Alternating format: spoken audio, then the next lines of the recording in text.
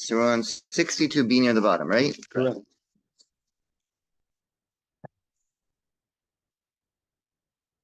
So, Laser ended off yesterday right at the very end of a long discussion.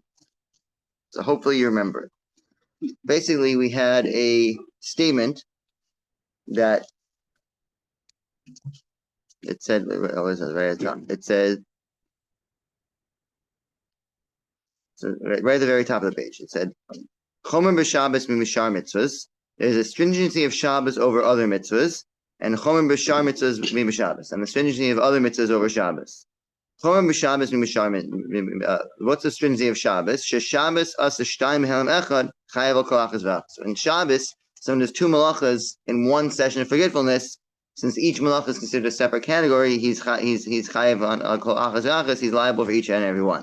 Which is not true about other mitzvahs, that even if you do other mitzvahs in multiple ways, there's only one liability.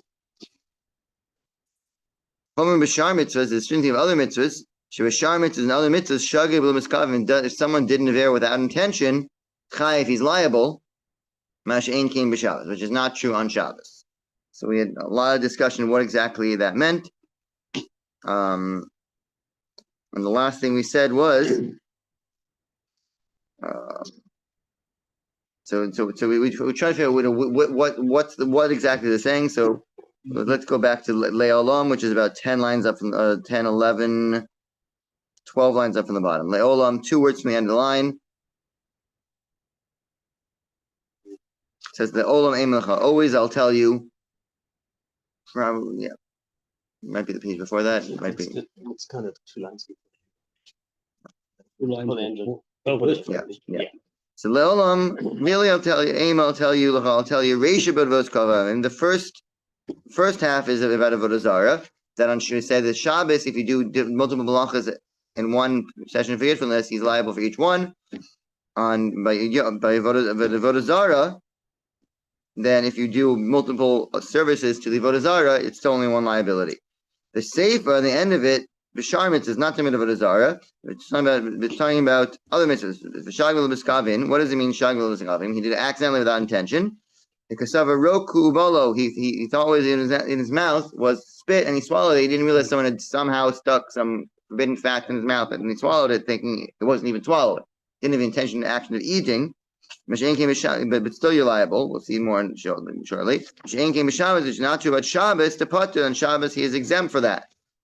Why? What's the equivalent? Sheniskaven like B as a talish, v'hatach as a mechubar. If someone had intention to pick up something that was detached, and it turned out it was attached, and he plucked it. Mm-hmm. He's exempt. He had no intention to do the action that's a malacha even. Therefore, he's completely exempt on Shabbos. Not even called an accident. He's totally off the hook on Shabbos. Now, why are you liable for swallowing? Get a Rav Nachman, Amar Shmuel. Like Rav Nachman said, name of Shmuel, Amar. He said, if someone has no intention at all to the action of the Avera when it comes to forbidden fats and it comes to forbidden relationships, then he's still liable because he had benefit from it. The fact that he had benefit, somehow that makes it as if he had intention. So on Shabbos, he has no intention to do the action that's forbidden. It's considered not to be a violation of Shabbos at all. All the time people bump light switches all the time. You know the light switch is there, and if you know the light switch is there, and you're just you say let me scratch my back on the wall, that's a violation. But you have no intention whatsoever to hit the light switch. You just accidentally bumped it. You didn't mean to do it. It's just not a malacha. Hamasasek b'Shabbos is pater. Why you pater? Malach is machshavas asur Torah, because only intentional actions of intentional work actions the Torah forbid. Now Rabbi Yochanan earlier somehow did not want to say this answer.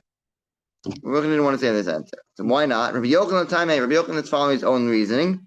Lo moki masnisa reish b'chad time and v'zev b'chad time. Rabbi Yochanan did not want to establish two halves of a mission about two different cases. It says we make a contradiction between Shabbos and other mitzvahs in one direction, and in Shabbos between other mitzvahs in another direction. But if the first half of the Mishnah is only talking about Avodah Zarah, and the second half of the Mishnah is talking about forbidden fats and forbidden relationships, the word other mitzvahs is used to mean two totally different things in different halves of the Mishnah. Yochanan says you can't do that. As a general rule, it has to be nice and parallel. So if we're comparing Shabbos to one thing, in the first half, we have to be calling it Shar Mitzvahs. You have to call it the same thing, Shar Mitzvahs, the second half. We can't switch from Avodah Zarah to forbidden relationships and fats. It doesn't work. Now, where do we see Yochanan said that? To Amar Rabbi Yochanan, Yochanan says, Man demetargam li chavis aliva dechad Tana, the one who can explain to me the case of the barrel according to one Tana, I'll serve him like a slave. I'll bring his clothes after him to the bathhouse. When he goes to take a bath, I'll carry his bag with him for him, because I'm bothered by it. How can you explain the Mishnah? There's a Mishnah. This was at the very end of Bava Metzia. At the end of not near the end of Bava Metzia, but it more comes up earlier. It talks about a case where we have. Someone is guarding a barrel, and if he uses it and puts it back, he's off the hook. If the owner did not designate a place, if the owner designated a place and he picked it up and put it back, then he's liable. And it should be the opposite. The designated place should make it better, not worse. Mm-hmm. And the more it goes at length, there's only two ways to explain the mission. Either that the first half is talking about one that Rabbi Ishmael, the second half is talking about Rabbi Kiva. The two different opinions, or they're talking about different cases where he, one is when he put it back not in its place, but the Gemara doesn't have any way to make it fit nicely. And Rabbi Yochanan says, even though there's a way to say the first half is Rabbi Yishmael, the second half is Rabbi Kiva, that's not a good answer. And he said, I wish I had an answer to this brisa. So we see that Rabbi Yochanan did not like it when things are not when things are not parallel. Right. Okay, that was the discussion yesterday. Now our new discussion, Gufa. Let's discuss something that came up in that last discussion. We'll discuss in our own right. So it says, Amar Rabbi Ami says, Ziveach, if he slaughtered the kiter and he smokified, he burnt for Avodah Zarah, Nisech, and offered as a libation, Halam Echad, in one session of forgetfulness, even though it's multiple services to Avodah Zarah, nevertheless is only one liability. By accident is only one carbon. Amar Abai said, my time of Rabbi Ami. What's the reasoning of Rabbi Ami? Amar Kra, the verse says, Lo sa'avdem, do not do them. Why does it say plural? Because of Asan Kulam Avodah Achas, and put all the different kinds of services into one thing, saying just one mitzvah, don't do all of them. So anytime he does any of them, whether it's one or more of them, any subset of them, it's a violation, don't do all of them. So he failed to not do all of them. And when I asked me, Amar Abai Hachi, did Abai really say that? Did Abai really say that because it says Lo Savdem, don't do all of them, you're only liable once? Amar Abai said Shlosh Ishtachavos Bavodas Kochavim Lama. Why is it in three different places in the Torah say don't bow down to idols? Achas, one is Likadar, to tell you that's forbidden to bow down in a normal way to the Avodah Zarah that people bow down to. Achas Shalokadar, and one is in a case when it's not normal to bow down to it. So someone bows down to an idol that nobody ever bows down to, like Por. The achas lachalik, and one to divide it up to say that you're liable for each and every service. That's why it's extra to tell you that you're liable for each thing. So how can Abai say that in Rami Ami that he says all of them are one, and Abai himself holds you're liable for each one? That's the Devar of the Rabbi Ami Kamar. He's coming to explain the words of Rabbi Ami, V'leilos Leib. It doesn't mean he holds like him. Rabbi Ami said you're liable once. Rabbi is coming to explain, well, how does Rabbi Ami know you're only liable once? It says, Lo Sa'avdem, don't do them. It's all one thing. That's explaining Rabbi Ami. but that doesn't mean he agrees with Rabbi Ami. He himself says, no, you're liable for each and every one, explaining why you would say only one. Now, the more asks, Gufa. Now, the statement itself that Abai said, Amar Abai said, Shlosh Ishtachavos Bavodas Kochavim, 3 times it mentions bowing down to idols. Lama, why? Achas Kedarka, one for normal way to bow down when it's normal to bow down to the idol. And one in a case where it's not normal to bow down to this particular idol. The Achas Achalik, and one to divide it, one to say that you're liable for each and every service. Like more asks, like Kedarka, you need a verse to tell us in the normal way. That you don't need this verse. It says, Eicha Yavdu. It says, don't ask, don't inquire how do they serve, literally, Eicha Yavdu, how do they serve? How do they serve the idols? And I'm going to do the same thing. That tells us don't serve the idols in whatever way is normal to serve the idols. So if bowing down is normal, we don't need it to say don't bow down to them. It says don't do whatever is normal. So we don't need a pasuk to tell us don't bow down when it's normal. Ela rather one in the verse 4, achas l'kedarka v'shelo kedarka. One is for it's sort of its way and sort of not its way. What does that mean? Meaning there are two kinds of idols. There are idols that you serve by honoring them, and there are idols you serve by disgracing them. So an idol that you serve by honoring, some of those idols people bow down, and some of them they don't. But if you bow down, since bowing down is a way of honoring something, then let's say it's an idol that you only thought no one ever bows down to this idol. But the person decides to bow down to it, he's still honoring the idol, and it's similar to its normal way. It's not normal to bow down to it, but it's in the same realm as its normal way of serving it. That's why it has to say don't bow down to them, even though it's not normal. It's somewhat typical. If it only said don't bow down to them once, I would assume it's talking about that case, that it's when it's somewhat within the realm of serving it. But a case when an idol that's normal disgrace, like or the way you serve it is going to the bathroom on it, I would say bowing down to that would not be liable because that's not even close to the way to serve that idol. That's why you need a second one. One when it's not its way at all, such as bowing down to the poor instead of going to the bathroom on it.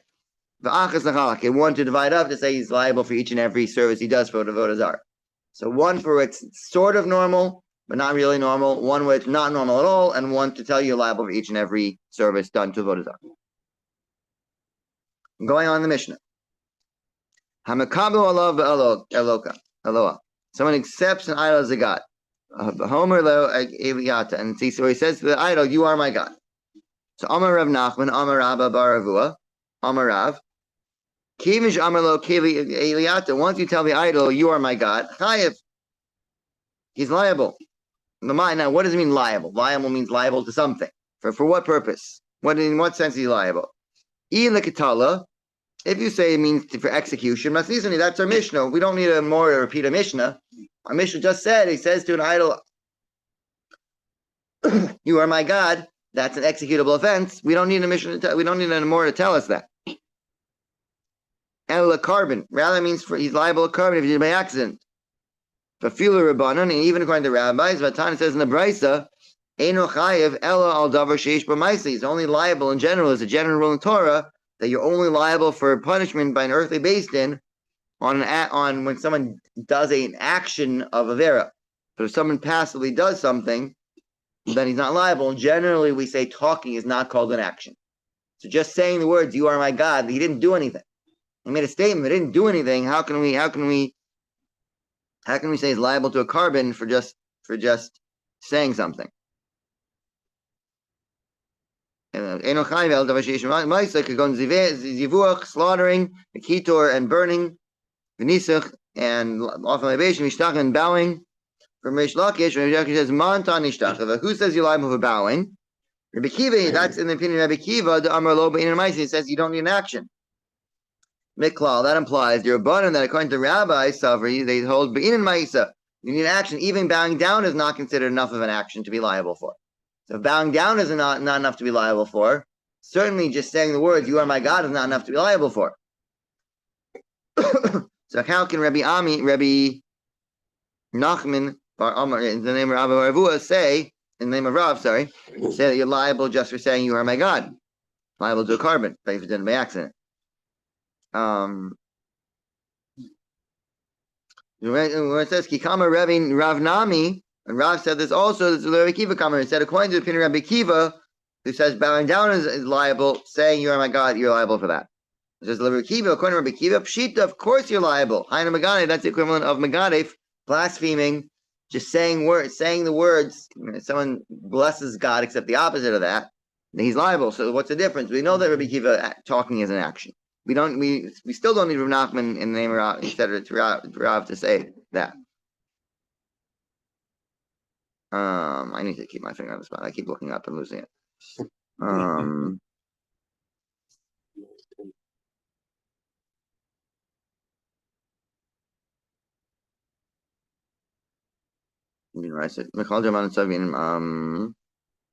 Did I skip something before that? Mm-hmm. What? Okay, fine. What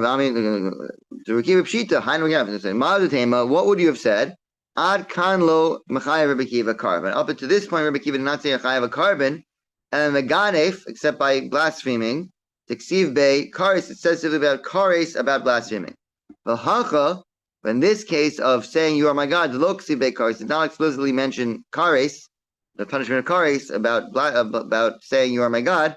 Lo, I would say no, that's not called an action. Kamash Malan teaches that even though it doesn't specifically say it, still this is called an action. Is kushe, it's kushe. Why do we know? Because they're compared. See, the pasuk says v'ishtachavu. This is we'll read this in a couple of weeks, but this is by the golden calf. It says they bow down to it, v'yizbechu and they slaughter to it. The Amaru, and they said, Israel, these are your gods, Israel. So Amar Rabbi Yochanan says, now once we're talking about the sin of the golden calf, then we're going to discuss the golden calf a little bit. But anyways, what we left off here is we're saying, the verse says they bow down to it, and they said, this is your God, just like bowing down is an action, so too saying that your God is called an action and is liable to a carbon, if you did it by accident. Now, Amar Rabbi Yochanan says, Il mole, if it had not been for Vav, the letter Vav, in the words of the word halucha means that brought you up. So these are your gods, Israel, who brought you out of Egypt.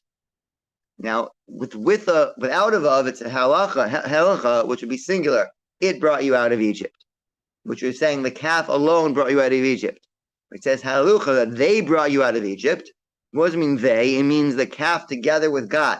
It means that when they worship the calf, they were not denying God. They're just adding on the calf to it, and that's not as severe. If it hadn't been for the Vav and halucha, I made a plural, then the enemies of the Jewish people, when it says enemies, it means the Jewish people, would be liable to destruction. And God would not have forgiven us. If to add on an idol, that was terrible, and that caused tremendous punishment. But if they left out that Vav and said that the calf brought us out, not God, that they would have been destroyed. Hashem would not have forgiven us for that. Amalo Rabbi Shimon Bar Yochai, Rabbi Shimon said, "Bahalo, but kol mishtatev shem shemaim davar ach and nektar min olam." But even just combining God's name with another name, that's enough to be uprooted from the world. Shneim the pasuk says, "Bilti l'Hashem levodo." Don't want to slaughter anything except to God alone, not even God together with something. So that doesn't really help them. The fact that there's a vav there. Elamatam what does it say? Asher halucha. Why does it say plural? That they created many idols, even though there's only one calf they made, but they accepted upon themselves other idols also. Why does it say they brought you up? Means the calf and other idols as well. But not that they're combining the calf with God, that wouldn't have helped. It's saying that they had many idols that they had at the time of the golden calf. Going back to the Mishnah about Hamagafef and Menashe V'Chabed V'Marbech, someone who hugs and kisses and honors and cleans up, those things are not liable to death penalty and not liable to kares. Ki Aser Rav Dimi Amar Rabbi Elazar. Dimi said in the name of Elazar, Kulam Loka. On all of these things, he gets lashed, he gets whipped, if he's warned, except for someone who swears in his name and someone who fulfills his oath that was made to the Avodah Zarah. The low lucky, they don't get actions. Why? Because they have no action. The other things are actions, they're liable for them. And hold on. Hani Nami, these also are lav shebeklalos. It's called a lav shebeklalos. The ain lokin al lav shebeklalos, and there's no lash on what's called a lav shebeklalos. So what does that mean? We'll see shortly, but the basic idea is when the Torah says something that's not very specific, and there are multiple ways to interpret it, which are all true, since it's multiple ways of interpreting something, we say you can't get whipped for any one of them. You can't get whipped for any one of these things. They're all part of a set. And it's not specific enough on any one of these things, say the lash is talking about any one of these cases. So it's not specific about this case. It's fine, just because I took a tissue. But, counterweight. No, it was leaning on the tissue directly. So it wasn't just a counterweight, it was. No, I put a counterweight. Oh, you put a counterweight, okay. Okay. So when there's multiple subcategories of a sin, you can't say that any one of them is a specific violation of it. They're all violations, but you can't say each one is the violation, therefore there's no lashes for that. What's an example? So we'll see. The Tanya, it says in the Brisa, Minayin, how do I know? How do we know that if you eat the meat of an animal before it has entirely died, I mean, they've slaughtered it and it's still, it's still groaning and still, like you can, a chicken, they say when you cut a chicken's head off, it can run around for potentially a week. So you slaughter a chicken, it's still running around screaming that it's been slaughtered. And then as it's screaming, but just running around. I don't think it actually screams once you cut its windpipe. But although cows do. I've seen cows slaughtered and you sell them mooing still after they've been slaughtered. So how do we know that you can't eat an animal even though it's been slaughtered? It's kosher already. It's not a living animal. It's dead. How do you can't eat it until the animal actually dies? Shehu belosa says it's a negative commandment. The verse says lo sochlu al adam, don't eat on the blood. Davarach, another interpretation of the verse. Lo sochlu al adam, don't eat on the blood. Lo sochlu basar, don't eat meat. V'dayim dama mizrach, and there's still blood in the saucer. When someone slaughters a carbon, they take the blood and they sprinkle it on the altar and other places. So don't eat the animal. You cannot eat the animal until they've sprinkled all the blood they need to sprinkle. That's another violation. Rabbi Dosa says, what do we see from this verse? How do we know that if someone is executed by court, he's executed in Beis Din, that you don't do what's called a Suda Savara? Someone comes home from the funeral of their relative, they're not allowed to eat their own food. The public comes and feeds them. How do you know you don't do that if the person was executed? Talmud verse says, "Lo sochlu adam," don't eat on the blood. This person was executed. You don't have a meal in their honor. You don't have a morning meal in their honor. Kiva says, "Minayin the Sanhedrin." I know about Sanhedrin about the court. Shahari was an nefesh had just executed someone. Ain tom and klum that they are not allowed to eat dinner that night after they execute someone. Talmud Loma, the verse says, "Lo sochlu adam," don't eat on the blood. They have blood on their hands, even though what they did was right. We're not saying they did anything wrong. But nevertheless, they just killed someone. They can't go home and have a dinner. That's like eating on the blood. They can't do that. So of all these different sins that are coming from the same verse, and we have even one more. Rabbi Yochanan says as Harla ben Soramora, that this is a punishment for Ben Soramora, the rebellious wayward son. It doesn't say anywhere don't be rebellious. It says don't eat on blood. Meaning don't in such a way that's gonna get yourself killed. That's time Ben Sarmor that he's punished for eating something, for stealing the food and eating it. Don't eat on blood. Don't eat in a way that you're getting yourself killed. That's referring to the Ben Sarmor. Minayin, where is that? Talmud verse says, "Lo suchul adam," don't eat on blood. So all these things are said, don't eat on blood. V'amar Rabbi Avan bar Chia, and Rabbi Avan here said, "V'tim Rabbi Avan bar Kahana." Maybe it was Rabbi Avan bar Kahana who said it. Al kulam ena loka. On all these things, he does not get lashes. Because they love in a klalos. It's a generalized love, not supposed to any of these cases. It's too ambiguous. Therefore, even though these are all considered to be violations of negative commandment, there's no lashes for any of them. So going back to original question, the original question was, how can we say you get lashed for serving the idol? It's too vague, and you can't get lashed for all these different things. Rather, when Ravin came and he said in the name of Elazar, he doesn't like lashes on all of them, except for someone who swears in his name, someone who fulfills an oath in his name. Why alive for those? The low lucky, the other ones that do not get lashes, because they're law from a generalized case. These also, when it says don't swear in it, they're law that has no action, to speak. Where it says, Rabbi Yehudah, that's what he says, you get lashed for them. That's the opinion of Rabbi Yehudah. We said, Lav Shein Mamaisa, a law that has no action, Lokin Lav, you get lashes on that. The Tana, where do we see that? The verse says, Lo Sasir Menu Ad Boker, do not leave the sacrificial meat over until morning. Right. Then the verse says, and whatever is left over till morning, you should burn. More it comes to a positive mitzvah, a way to fix up the sin. After the commandment, if you left it over, you should burn it. Loma to teach you, she ain't looking love. You do not get lashed for it. Those are the words of Rabbi Yehudah. He says, "Lo min hashem is that it's not because even if the Torah had not made a positive mitzvah afterwards to fix it up, to burn it, still wouldn't get lashes. Ella, why didn't get lashes? The havale lav shem ma'aseh. It's a lav has no action. Kol lav shem ma'aseh ain't lokin lav. Any lav that has no action, there's no lashes for it. That implies Rabbi Yehudah says the reason you don't get lashes is because there's a positive mitzvah. So if I look in love, he holds that you do get lashes for a negative commandment that has no action. Because the only reason you don't get lashes is because the Torah gave a positive mitzvah to fix it up. So had not given a positive mitzvah to fix it up, there would have been lashes here. The rabbis say no, even without that, no lashes, there's no action. You see, Rabbi Yehudah holds the fact that there's no action is not a reason to be off the hook for lashes. Therefore, when it comes to swearing the name of the idol and fulfilling the oath, that's going to be a negative commandment. That is going to be lashes for that case. Now, speaking of which, I know Rabbi Shimon, someone who swears his name, and someone who fulfills the oath in its name, those are liable. How do we know that? The verse says, "Shem Elohim." This week's parsha, actually. Stay tuned on Shabbos.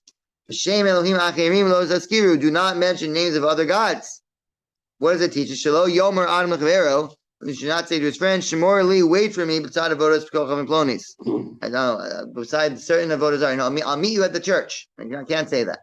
Don't use the church as a landmark. Don't use idols as a landmark. Don't cause anything to be mentioned. Don't honor them, use them as a landmark. By lo yisham al picha, do not let it be heard on your mouth. Shelo yidor bishmo. Should not swear in its name. Lo yikayim bishmo. You should not fulfill in its name.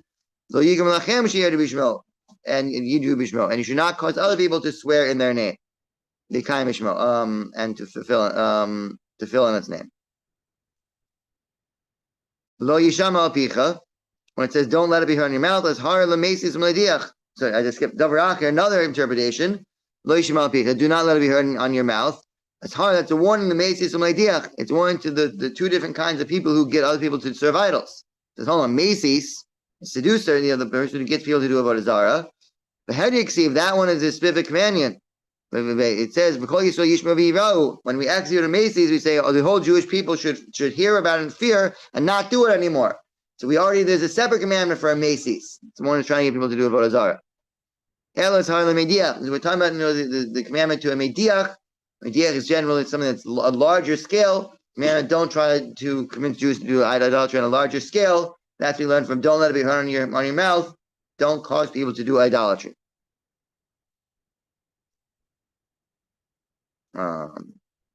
Now, from this source, Messiah that we have a proof to it. I skipped. The logim we mentioned earlier. As hard v'lo yigram lachem sheyedu bishmo. You should not call others to swear in his name v'kayim bishmo and to fill their oaths in his name. Messiah le'levudah Shmuel. This helps out the opinion of the father of Shmuel.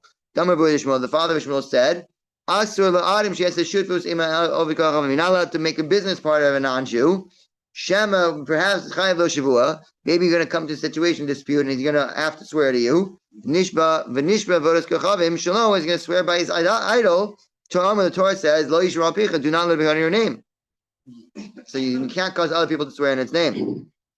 Kiasa Ula, when Ula came, Bas Bekalnabo. He slept in a city called Kalnabo, which is based on the name of idols. We'll see shortly. Amalei Rava said to him, "Hey Chabas Mar, where did you spend the night last night?" Malay Bekalnabo. I spent the night in Kalnabo. Amalei, he said to him, the verse says, "B'shem Elohim achim lo taskiru." Do not mention names of other idols. You're saying the name of an idol. Amalei Hachi Amar Rabbi Yochanan. Here's what Rabbi Yochanan said: "Kol avodas kachavim." Any idol, Torah whose name is mentioned in the Torah, and the Torah means just in Scripture anywhere. You can mention its name. It's not a problem of mentioning it. It's already mentioned in the Torah. The Torah mentioned it, so you're not doing anything by mentioning it. On this one, where is it mentioned? The pasuk says, "Kara bal yakum." It bent over and cannot get up. Sorry, Kara bal keres nevo. So bent down the mass of the stomach of nevo. We'll see what that means exactly. When it mentions nevo and its stomach, it mentions in Torah. It says lo ksiva lo, but if the Torah does not mention, not allowed to say the name. Massive and Masharshia challenged. It says in about zav ra'achas meruba kishlosh. The rule is if someone has a zav once, then he just goes to the mikvah. If someone has a zav twice, then he needs to wait 7 days and go to the mikvah.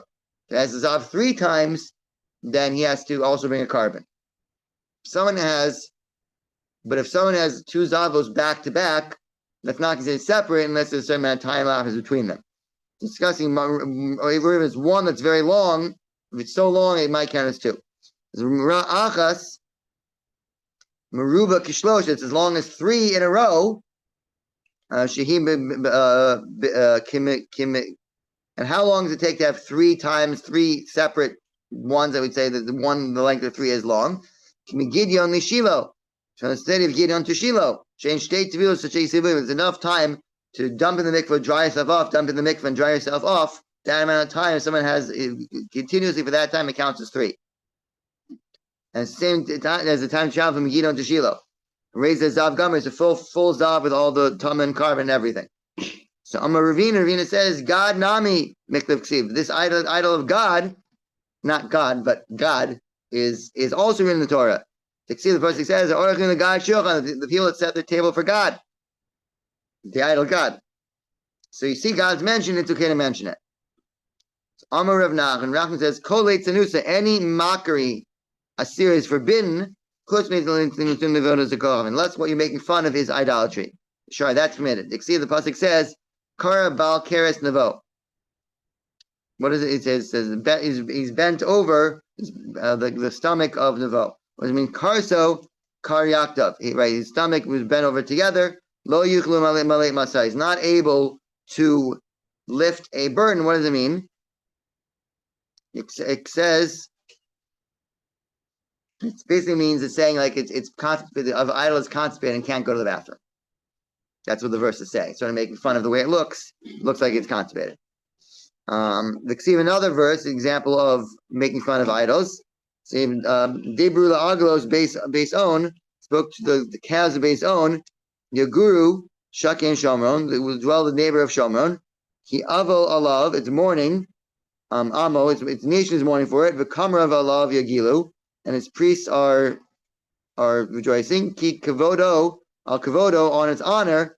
Ki gala mimenu, that was revealed from it, or that was exiled from it. I mean, al kavodo, don't read it as honor. El Kivedo, its weight, it's basically saying like rejoicing. Finally managed to go to the bathroom. So he's rejoicing. Finally managed to go to the bathroom.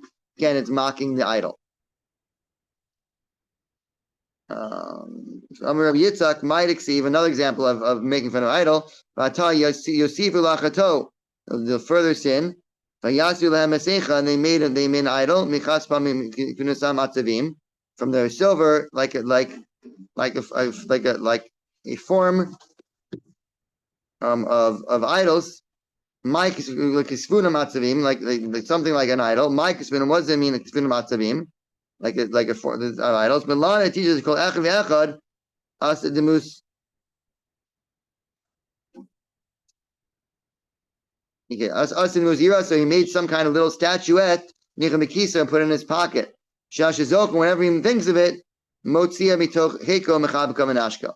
He takes it out of his pocket and hugs it and kisses it. So it's not another example of making fun of it. It's just an example, just explaining this verse. It talks about idolatry. You know that they made these pocket-sized of idolatry to carry with them wherever they went. Okay, God willing, we'll continue tomorrow. Didn't quite do a whole daf, but almost. Tomorrow's long too, so hopefully we'll do the best we can.